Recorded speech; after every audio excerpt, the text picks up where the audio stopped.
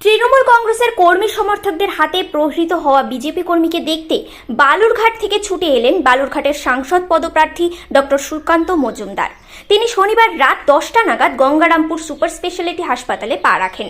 কথা বলেন আহত বিজেপি কর্মী জয়দীপ দাসের সঙ্গে। প্রসঙ্গত, জয়দীপ দাসের পরিবারের অভিযোগ, ভারতীয় জনতা পার্টি করার অপরাধে নির্মমভাবে প্রহার করে তৃণমূল কংগ্রেসের কর্মী সমর্থকরা। যদিও এমন অভিযোগ অস্বীকার করেছে তৃণমূল নেতৃত্ব। বর্তমানে গুরুতর আহত অবস্থায় গঙ্গারামপুর সুপার স্পেশালিটি হাসপাতালে চিকিৎসাধীন ওই বিজেপি কর্মী। ঘটনার খবর পেয়ে হাসপাতালে ছুটে যান বিধায়ক সত্যেন্দ্রনাথ রায়। খোঁজ নেন দলীয় কর্মীর শারীরিক অবস্থা সম্পর্কে। ঘটনায় উভয় পক্ষের তরফে গঙ্গারামপুর থানায় লিখিত অভিযোগ দায়ের করা হয়েছে। তদন্ত শুরু করেছে পুলিশ।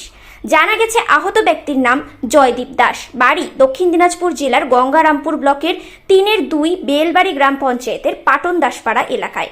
পেশায় গাড়ি চালক। স্থানীয় সূত্রে খবর, গত পঞ্চায়েত নির্বাচনে পাটন 185 নম্বর বুথে বিজেপির হয়ে প্রতিদ্বন্দ্বিতা করেছিলেন আক্রান্ত জয়দীপ দাসের ভাই বউ মিতালি দাস। সেই থেকেই এলাকার তৃণমূল কর্মী তরুণ পাল সহ অন্যান্যদের সাথে ঝামেলা লেগে থাকতো বলে অভিযোগ। এদিন অকথ্য ভাষায় গালিগালাজ করার অভিযোগ ওঠে তরুণ পাল সহ তার পরিবারের বিরুদ্ধে। এ নিয়ে বিজেপি কর্মী জয়দীপ দাস প্রতিবাদ করতে গেলে তাকে বেধড়ক মারধর করার অভিযোগ। ঘটনায় মাথায় চোট পেয়ে গুরুতর আহত অবস্থায় গঙ্গারামপুর সুপার স্পেশালিটি হাসপাতালে চিকিৎসাধীন ওই ব্যক্তি। খবর পেয়ে হাসপাতালে ছুটে যান গঙ্গারামপুরের বিধায়ক সত্যেন্দ্রনাথ রায়। তিনি দলীয় কর্মীর শারীরিক অবস্থা সম্পর্কে খোঁজ খবর নেন। এদিন গঙ্গারামপুর থানার আইসির বিরুদ্ধে নিষ্ক্রিয়তার অভিযোগ তুলে মুখ খোলেন বিদায়ী সাংসদ সুকান্ত মজুমদার। তিনি এদিন আর কি জানিয়েছেন শোনাবো। আজকে আমাদের এক কর্মী, তার নাম জয়দেব দাস। তাকে তৃণমূল কংগ্রেসের কিছু কর্মী, পাশের বাড়িতেই থাকে তারা আক্রমণ করে, মাথায় ধারালো অস্ত্র দিয়ে, হাসুয়া দিয়ে, রড দিয়ে হামলা করে।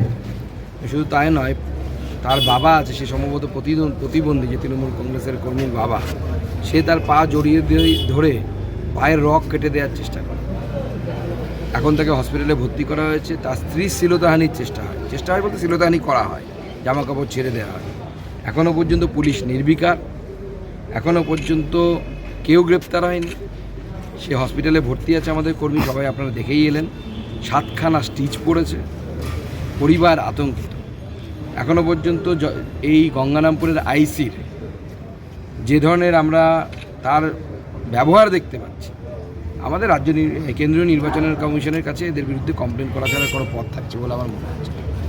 হয় গ্রেপ্তার করতে হবে এদেরকে, না হলে কেন্দ্রীয় নির্বাচন কমিশনের কাছে আমরা কমপ্লেন করব।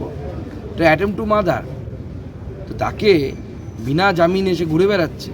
আজকে পরিবার গেছিল বাড়িতে জিনিসপত্র আনতে, মানে যে আহত হয়েছে আমাদের কর্মী, তার স্ত্রীকে ভয় দেখানো হচ্ছে। এই যদি রাজ্যের আইন শৃঙ্খলা হয়, এইভাবে তো আইন শৃঙ্খলা চলতে পারে না। দাদা, সবে নির্বাচন ঘোষণা হয়েছে, তাতে এই ধরনের ঘটনা কিভাবে দেখছেন বিষয়টা? না, ও তো সকালবেলা মিলেছে, তখন নির্বাচনটা ঘোষণা হয়নি।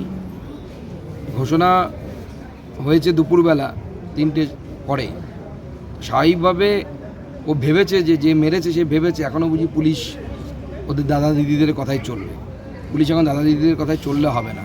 যে পুলিশ দাদা দিদিদের কথায় চলবে তার চাকরি যাবে। তৃণমূল কি ভয় পেয়েছে দক্ষিণ দিনাজপুর জেলায়, মানে পায়ের তলে মাটি সরে যাচ্ছে বলে? তৃণমূল তো ভয়ে ঘরেই ঢুকে আছে, বাইরে কোথায় তৃণমূলকে তো দেখতেই পাচ্ছি না আমরা। তৃণমূল নেই, তৃণমূল হাওয়া।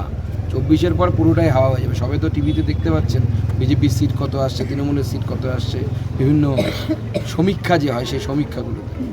অপেক্ষা করুন, 24টা যেতে দিন, তৃণমূল উবে যাবে। ঠিক। তবে নির্বাচন ঘোষণা হওয়ার পর রাজ্যের কোথাও যে অশান্তি করা যাবে না, তার সবকটি রাজনৈতিক দলের কর্মী সমর্থকদেরই সমঝে চলতে হবে। অন্যথায় সারা দেশ জুড়ে নির্বাচন কমিশন প্রশাসনের বিরুদ্ধে ব্যবস্থা নেবে। আপনারা দেখছেন নিউজ প্রাইম টাইমস। সঙ্গে থাকুন এবং দেখতে থাকুন নিউজ প্রাইম টাইমস।